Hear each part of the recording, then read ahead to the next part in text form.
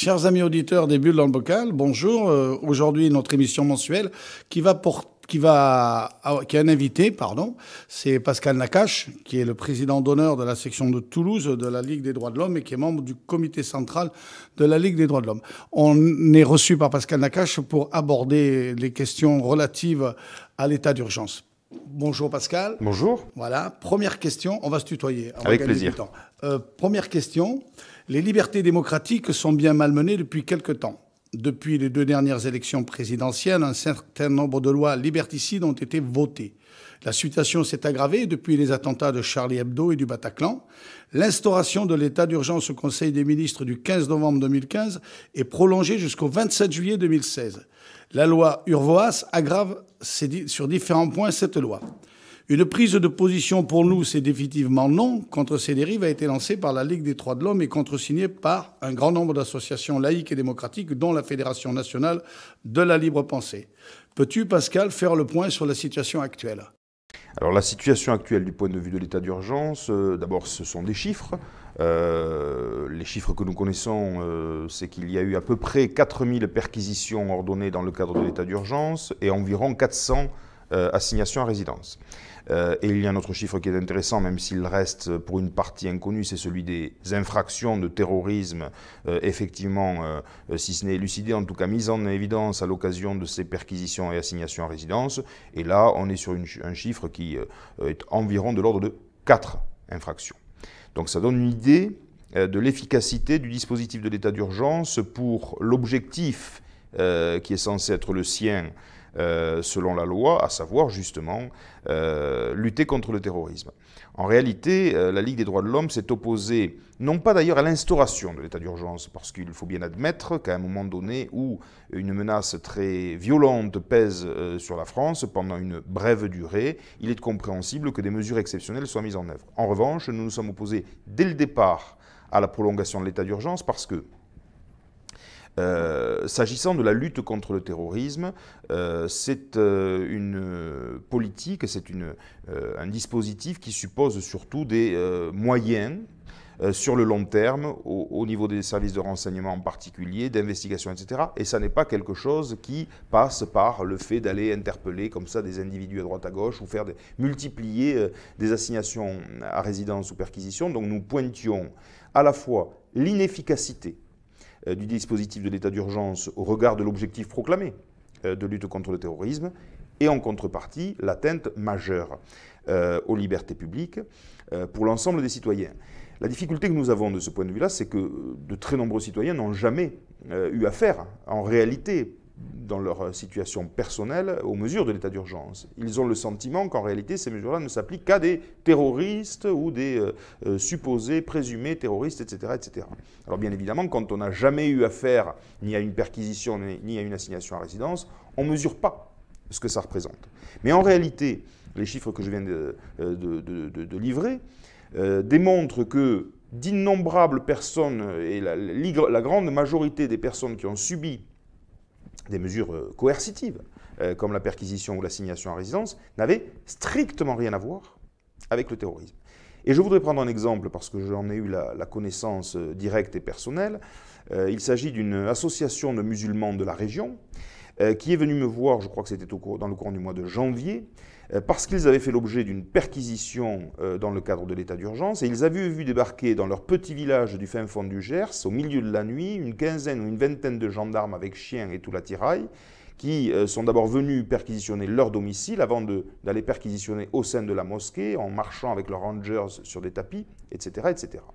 Et ces personnes que j'ai reçues étaient des citoyens français de confession musulmane, d'origine marocaine ou algérienne, qui étaient en France depuis 30 à 40 ans, qui n'avaient jamais eu le moindre début de commencement de problème de quelque nature que ce soit avec la police, la justice ou qui que ce soit, qui entretenaient au contraire les meilleures relations, y compris avec la gendarmerie du coin parce qu'il y avait des échanges, etc., qui étaient lancés dans une politique œcuménique et qui ont vécu comme quelque chose de terriblement flétrissant, blessant, humiliant, le fait de se voir ainsi pointé du doigt au milieu de la nuit dans un petit village du fin fond du Gers où n'importe qui avait un peu de bon sens pouvaient imaginer qu'il était assez peu probable que des terroristes soient en train de comploter. Eh bien, ces gens-là étaient tellement révulsés par ce qu'ils ont vécu qu'ils m'ont demandé d'attaquer l'ordre de perquisition qui avait été signé par le préfet du Gers devant le tribunal administratif. Nous avons donc fait une requête, et naturellement c'était une requête a posteriori. Les perquisitions en question avaient eu lieu. Je les avais prévenus que l'espoir était relativement ténu parce que dans ce genre de circonstances, malheureusement, le contrôle des juridictions administratives laisse quelquefois à désirer. Eh bien, il se trouve que le tribunal administratif de Pau a rendu un jugement par lequel il a annulé les ordres de perquisition signés par le préfet du Gers en raison de leur totale absence de motivation. Donc, tout ça pour dire surtout qu'il y a beaucoup de citoyens en France qui ont vécu soit les assignations à résidence, soit les perquisitions comme quelque chose de terriblement injuste, et que dans l'immense majorité des cas, ça a fait chou blanc par rapport à l'objectif proclamé. En réalité, fondamentalement, l'état d'urgence a été utilisé à des fins autres que celles qui sont officiellement les siennes, c'est-à-dire que ça n'était pas de la lutte contre le terrorisme, mais c'est une sorte de politique sécuritaire aggravée, et ça c'est quelque chose que nous dénonçons fermement. En fait, c'est tout simplement, on pourrait dire aussi un argument politique. Dans ce pays, vous êtes en danger, hein, je suis le président, je suis le gouvernement, vous êtes en danger, je vais vous protéger, et il faut accepter ces mesures de protection parce que, en fait, si tu te contentes des informations de la télé, tu gobes, c'est ça comme étant naturel. Tu penses que toute personne, effectivement, est potentiellement, ton voisin est potentiellement un terroriste. Mais quand tu fais référence, effectivement, aux renseignements et à nos espions, c'est vrai que Sarko, en son temps, avait donné des pouvoirs supplémentaires. Je veux dire, c'est pas Big Brother, mais ça y ressemble un peu quand même, avec toutes ces lois liberticides qui sont développées dans ce pays. Tout à fait. En réalité, je crois que la politique française, de ce point de vue-là, a connu, on va dire, un tournant en même temps que le Front National a commencé à prendre de l'ampleur sur la scène politique, c'est-à-dire dans le courant des années 80. Et depuis cette date-là, la quasi-totalité de la classe politique s'est peu ou prou, progressivement, ralliée à un degré ou à un autre à cet esprit sécuritaire. Et nous avons vu s'empiler depuis les années 85-86, une multiplicité de lois absolument effrayantes qui, l'une réforme le code pénal, l'autre réforme le code de procédure pénale, l'autre je ne sais quel texte encore, dans une confusion absolument inimaginable. Pour donner un exemple, il y a des textes qui sont modifiés avant même que les décrets d'application soient votés, et il y a même, pire encore, des hommes politiques qui, à un moment donné, proposent, voire font voter une loi dans le seul but quasiment de parader devant les caméras et de dire « nous vous protégeons », etc., alors même que la disposition votée existe déjà. C'est donner une idée de ce que, aujourd'hui, cette politique sécuritaire est en réalité devenue quasi exclusivement un objet d'affichage et de communication. Et malheureusement, nous sommes extrêmement tristes de constater que, de ce point de vue-là, rien n'a changé depuis 2012, pour ne pas dire que les choses se sont aggravées. Il est vrai que Nicolas Sarkozy avait été un petit peu le champion de cette pratique consistant, à chaque fois qu'un fait divers venait émouvoir l'opinion publique, à se propulser devant toutes les télévisions de France pour dire « je vais voter une loi », comme si le simple fait de voter des lois était une solution à tous les problèmes de la France. Et malheureusement, depuis 2012, la situation n'a pas varié et elle s'est à certains égards aggravée, avec l'état d'urgence bien sûr, avec la loi sur la réforme de la procédure pénale. Et ça pose effectivement la question de ce qu'est devenu la loi en France. Nous avons des codes, on nous a dit à satiété que le code du travail était trop compliqué au prétexte de le modifier avec la loi El Khomri, et nous en parlerons peut-être tout à l'heure. Mais le code pénal, le code de procédure pénale et d'innombrables autres codes de sécurité intérieure, etc., sont des textes qui sont devenus absolument indigérables, illisibles, y compris pour des professionnels, parce que, à force que les responsables politiques se saisissent de l'élaboration de la loi exclusivement à des fins de communication, n'est plus fait ce travail qui, à une époque, était le travail du législateur, ce travail en amont de l'élaboration de la loi, qui était un travail de réflexion, d'intégration d'une modification nouvelle à un ensemble préexistant, de réflexion sur la cohérence législative. Tout cela n'est plus fait. Et donc, on a des textes qui s'empilent, des mesures répressives de plus en plus complexes, l'exception qui devient la règle, l'exception à l'exception, enfin, bref, un arsenal qui n'a plus rien de démocratique. Et ce qui est terrible, c'est qu'en réalité, on peut bien évidemment se lamenter sur l'état d'urgence, sur la loi de réforme de la procédure pénale, mais la réalité, c'est que le code pénal et le code de procédure pénale tels qu'ils existent aujourd'hui et depuis déjà peut-être une dizaine ou une vingtaine d'années, comportent un tel flot d'exceptions aux règles et principes de base du droit commun et de garantie des libertés qu'il est bien souvent très facile à n'importe quel procureur de la République qui veut sortir des règles du droit commun, de trouver l'alinéa de l'article qui va permettre d'en sortir. Donc on est effectivement dans une utilisation de la loi qui est, à mon sens, extrêmement grave sur le plan démocratique, parce que, bien évidemment, aucun citoyen qui ne serait un professionnel n'est en mesure de connaître, ne serait-ce que connaître, un tant soit peu, la réalité de ce qu'est la loi, mais j'allais dire que même parmi les professionnels, je me suis amusé, je savais que nous allions parler de perquisition, à aller rechercher le numéro d'une revue juridique spécialisée pour les juristes qui pratiquent le droit pénal. Il y a toute une étude qui porte sur la question des perquisitions. Alors voilà, je te montre simplement un tableau qui est fait par la revue. Sur le régime des perquisitions, il y en a 12 régimes différents de perquisition. Voilà. C'est juste un exemple parmi tant d'autres. Donc voilà, ça pose la question de l'élaboration de la loi et de cette façon qu'ont les hommes politiques en France depuis maintenant bien longtemps, malheureusement, de se servir de la loi comme d'un outil de communication. C'est véritablement extrêmement préoccupant sur le plan démocratique. Alors ça m'amène à te poser la question suivante. On voit plusieurs tendances se faire au jour. Renforcement du pouvoir de l'exécutif, de l'administration préfectorale et des services de police, mais dans le même temps, on dessaisit le pouvoir judiciaire, en particulier restriction des pouvoirs du juge d'instruction et rôle renforcé des procureurs de la République. Partages-tu le point de vue? Ah oui, mais ça, c'est même pas un point de vue, c'est l'évidence même du texte. Et c'est le propre de l'état d'urgence que de permettre aux autorités administratives, et en particulier au ministère de l'Intérieur et au préfet, de prendre un certain nombre de décisions coercitives et donc portant atteinte à la liberté individuelle, sans avoir à aucun moment à en référer aussi peu que ce soit à l'autorité judiciaire, dont je rappelle que notre Constitution prévoit qu'elle est la gardienne des libertés individuelles. Au demeurant, cela suscite aujourd'hui beaucoup d'émoi dans la magistrature qui ne cesse de se plaindre de ce transfert progressif des pouvoirs de l'autorité judiciaire vers l'autorité administrative.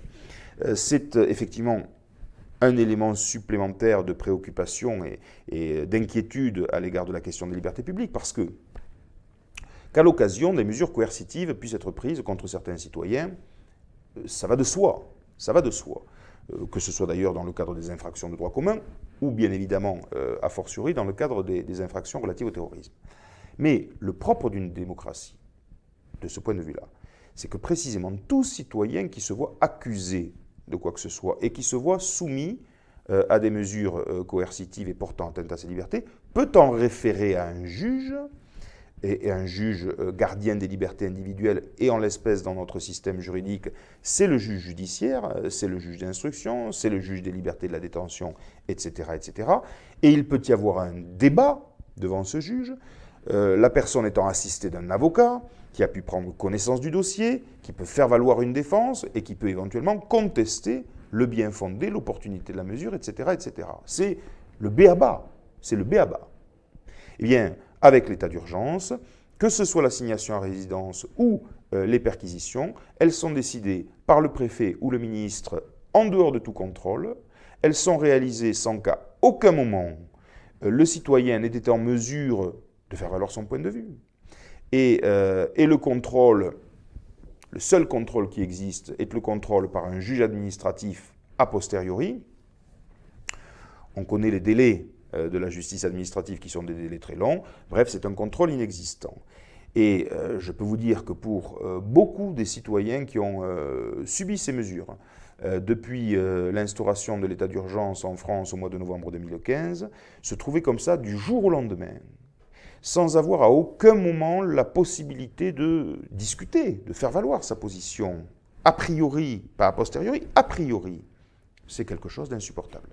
Et je vous parlais tout à l'heure de ces musulmans citoyens de confession musulmane de la région qui sont venus me voir, mais un mois ou 2 mois après la perquisition réalisée chez eux, en m'apportant tout un tas d'éléments pour me démontrer que la motivation de l'ordre de perquisition du préfet était une insulte qui ne correspondait en rien à ce qu'ils étaient. Le préfet soupçonnait certains d'entre eux de menées terroristes. C'était ridicule. Et ça ne tenait pas la route une seconde. Et au demeurant, le tribunal administratif l'a admis. Mais ça n'a pu être discuté qu'après. Donc ces gens-là ont pu voir au milieu de la nuit les gendarmes débarquer comme ça et ne rien faire. Les gendarmes... En fait, en 58-63, De Gaulle a décidé par ordonnance que c'était le gouvernement qui décidait sans référer à l'Assemblée nationale l'état d'urgence. Et on est toujours dans cet esprit de cette ordonnance antidémocratique. En fait, le gouvernement décide que c'est les policiers qui vont faire la justice et puis la justice qui fait la justice. Et effectivement, ça peut entraîner des sacrées dérives, oui. Alors du point de vue de notre régime constitutionnel, c'est un petit peu plus complexe, puisque tu sais qu'en réalité, aujourd'hui, l'état d'urgence est voté, la prolongation de l'état d'urgence est votée par le Parlement.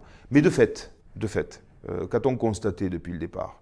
C'est que dans notre régime constitutionnel, eh bien, le Parlement tend systématiquement à s'incliner devant les desiderata du gouvernement, et qu'en réalité, la première prolongation de l'état d'urgence avait été votée à la quasi-unanimité, et le gouvernement n'a pas rencontré davantage de difficultés pour les prolongations successives. Aussi, comment dirais-je, j'allais dire scandaleuse soit-elle, par rapport au fait que, 7 mois après les attentats, de 2 choses l'une, soit on revient à la réalité et on dit nous ne sommes plus dans une situation d'urgence, mais dans une situation qui sera celle de la France longuement, et on arrête. Soit on continue encore l'état d'urgence, mais alors là, ça veut dire qu'il faut changer tout simplement notre constitution, et dire qu'on n'est plus dans un régime démocratique répondant aux normes de ce qu'est un régime démocratique, mais dans un régime où le pouvoir administratif, exécutif, a quasiment tout pouvoir, sans aucun contrôle, ce qui est évidemment extrêmement grave.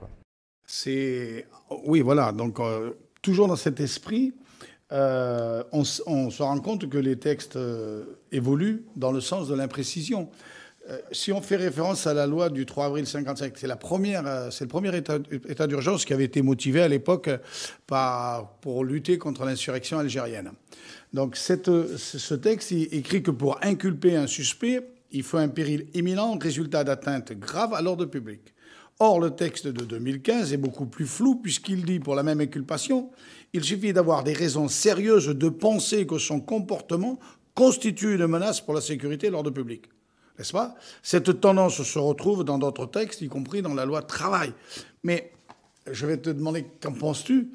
Ça rejoint ce que tu étais en train de dire, quoi. On peut développer peut-être un peu là-dessus aussi. Oui. Cette manière qu'a ce gouvernement d'utiliser cette loi d'urgence contre, en fait, les libertés démocratiques et contre l'être humain. Tu as absolument raison. Et d'ailleurs, cette partie du texte que tu cites à juste titre est absolument scandaleuse. Rappelons que nous sommes en train d'examiner une disposition importante de la loi sur l'état d'urgence.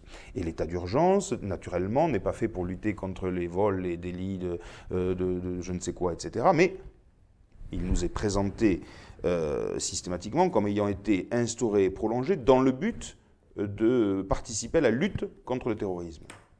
Il faudrait que les mesures qui peuvent être prises dans l'état d'urgence soient conditionnées à ce qu'existent des indices, qualifions-les sérieux ou pas, peu importe, mais qu'il existe des indices d'avoir participé à une entreprise terroriste. Or, tu viens de le lire, le texte lui-même prévoit, s'agissant de l'assignation à résidence, qu'elle peut être décidée lorsqu'il existe des raisons sérieuses de penser que le comportement constitue une menace pour la sécurité et l'ordre public. Et tu as tout à fait raison.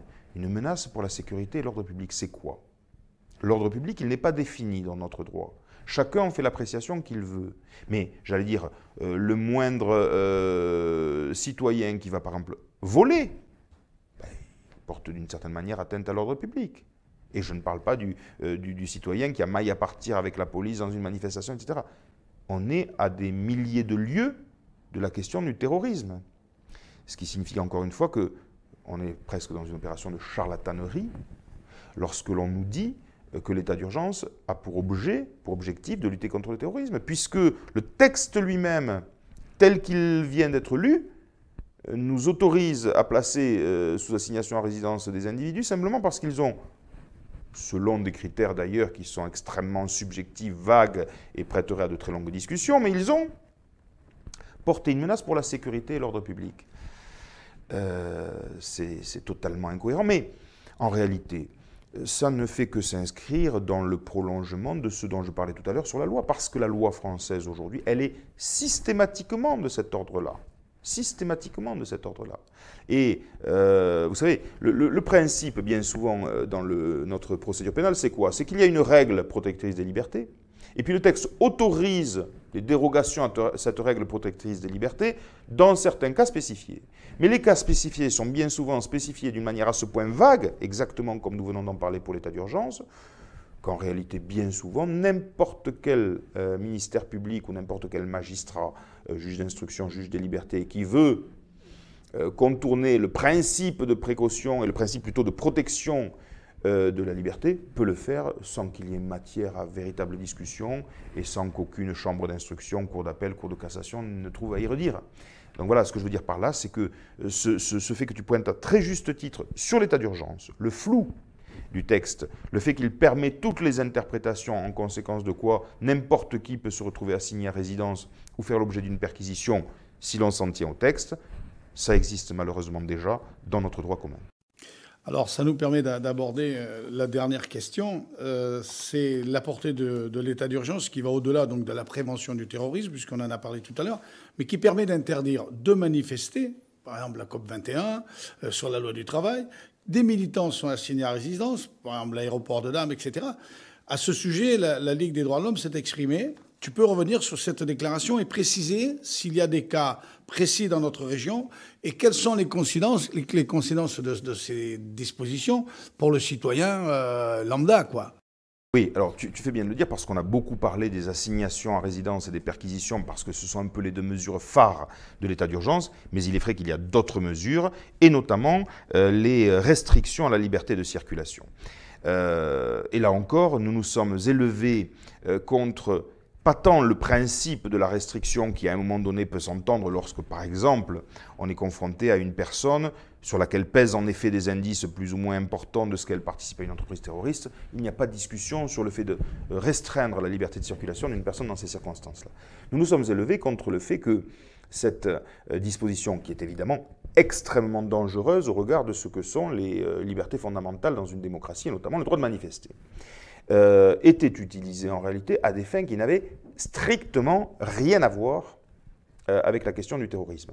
Nous avons parlé tout à l'heure de la question de la COP21, où l'on sait qu'un certain nombre de militants qui souhaitaient participer aux manifestations en ont été interdits, mais c'est encore aujourd'hui le cas. Et il y a eu en Toulouse en particulier un cas très récent, puisque c'était à l'occasion des manifestations contre la loi El Khomri.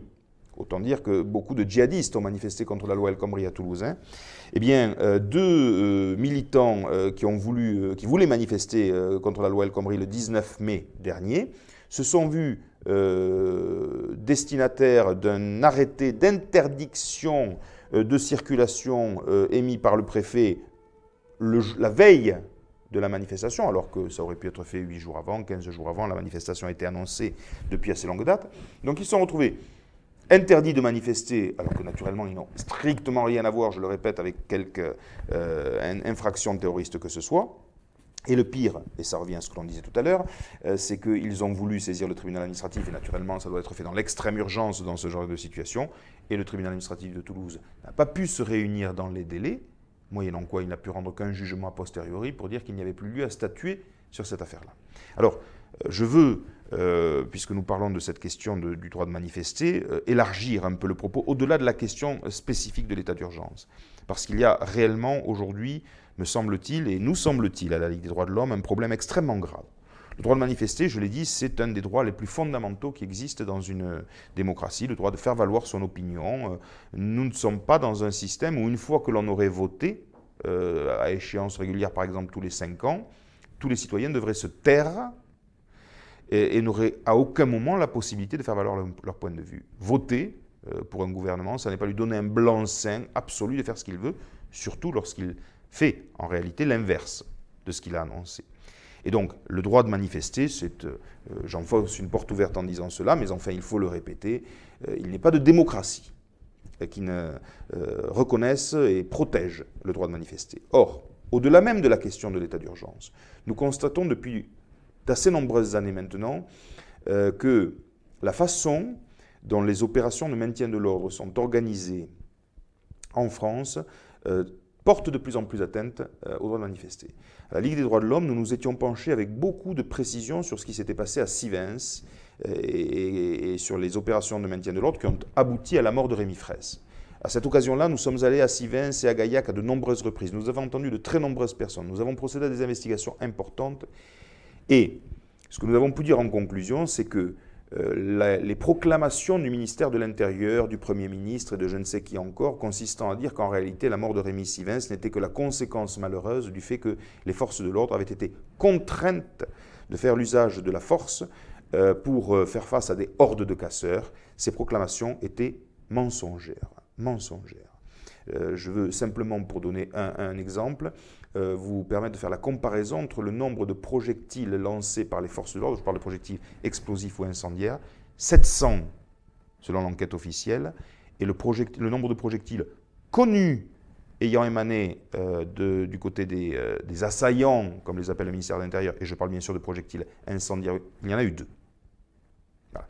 Cette simple disproportion, 700 projectiles incendiaires explosifs d'un côté, 2 ou quelques-uns supplémentaires de l'autre, donne une idée du fait que l'argument que l'on entend, et que l'on entendait déjà au lendemain de la mort de Rémi Fraisse, disant « oui, mais il y a des casseurs, etc. », c'est un argument d'affichage, c'est un argument qui vise à discréditer un mouvement social. Eh bien, ce à quoi nous avons assisté à Sivens, malheureusement, est devenu la règle. Et on le voit en particulier autour des manifestations contre la loi travail, puisque, j'allais dire maintenant, il y a un scénario qui est bien huilé chez les politiques, qui consiste, d'une part, à faire en sorte que les opérations de maintien de l'ordre soient organisées sur un mode qui autorise les casseurs, parce qu'il y a incontestablement des casseurs dans ces manifestations, qui autorise les casseurs à se livrer à leur dégradation, déprédation, etc., sans qu'à aucun moment on y mette un terme en les interpellant. Ainsi, on fait des images de ces casseurs que l'on peut passer en boucle dans toutes les télévisions. Ensuite de quoi, on donne les consignes aux forces de l'ordre d'aller dire taper dans le tas. À un moment donné où les casseurs se sont dispersés, où ce ne sont plus que les militants, les citoyens, les manifestants ordinaires qui sont là, mais qui, dans cette ébullition, se retrouvent au cœur des événements et se font bien souvent, on en a malheureusement aujourd'hui de nombreuses preuves, notamment par vidéo, se font molester très sévèrement par les forces de l'ordre. S'ajoute à ça que désormais, et c'est abasourdissant, on assiste à des poursuites devant le tribunal correctionnel en comparution immédiate contre des militants. On sait qu'il y a un militant CGT qui a été envoyé en détention provisoire. Et j'étais il n'y a pas longtemps au tribunal correctionnel de Toulouse où le procureur de la République a demandé le placement en détention provisoire d'un étudiant qui avait un casier judiciaire vierge et qui contestait fermement les faits dans un dossier où, semble-t-il, les preuves étaient quand même pour le moins ténues. On demandait l'envoi en détention de cet étudiant au casier judiciaire vierge. Et dans le même temps, nos responsables politiques vont se répandre dans les médias en disant « mais ce sont des casseurs », maintenant c'est la CGT qui est pointée du doigt, c'est-à-dire qu'en gros, on remet en cause le droit de manifester et on dit non, c'est l'ordre qui doit primer, l'ordre, qui sert à un certain nombre de politiques à donner des coups de menton devant toutes les télévisions de France et de Navarre pour prétendre protéger le peuple, mais qui en réalité devient extrêmement inquiétant par rapport à notre liberté de manifester. Oui, en fait, les casseurs qui peuvent casser sans se faire du souci ne sont... On peut dire qu'ils servent étroitement le gouvernement et ça permet à ces politiques dont le menton se lève, effectivement, comme tu dis, de nous jouer. Vous voyez, nous, on est là, on vous protège. C'est toujours ce même discours. N'ayez pas peur, on est là, on vous protège. N'ayez pas peur, on est là. Et je voudrais rajouter, parce que vous savez, c'est toujours compliqué d'essayer de comprendre comment se passent ces manifestations, mais nous avons eu un élément supplémentaire absolument sidérant il n'y a pas longtemps avec un responsable du syndicat de police Alliance qui a dénoncé ces pratiques, qui a dénoncé le fait que dans les manifestations de cette nature, on ne donne pas aux forces de l'ordre l'instruction d'interpeller immédiatement les casseurs, mais on leur dit non, vous ne bougez pas dans un premier temps jusqu'à ce que la situation s'envenime de manière considérable. Et c'est lorsque tout explose que là, on en voit, et forcément, dans le lot, il y a des citoyens qui se retrouvent même pris à partie, interpellés, déférés quelquefois. Donc, pour vous dire qu'un responsable du syndicat de police Alliance puisse dénoncer cela, il n'est pas suspect de gauchisme, il n'est pas suspect d'adhérer à la Ligue des droits de l'homme. Voilà, c'est une organisation générale qui pose de graves questions en termes démocratiques. Bien, Pascal, on va arrêter là cette interview. Je te remercie du temps que tu nous as consacré. Avec plaisir. Cette émission, on va passer donc des bulles dans le bocal sur Internet et puis peut-être sur Radio Canal Plus. Mais en tout cas, merci pour tout ce que tu nous as apporté comme éclaircissement et j'espère que nos auditeurs regarderont les déclarations de notre ministre numéro 1, du président qui, même du Japon, dit attention, je vais m'énerver différemment. En tout cas, merci beaucoup Pascal de nous avoir reçus. Merci à toi.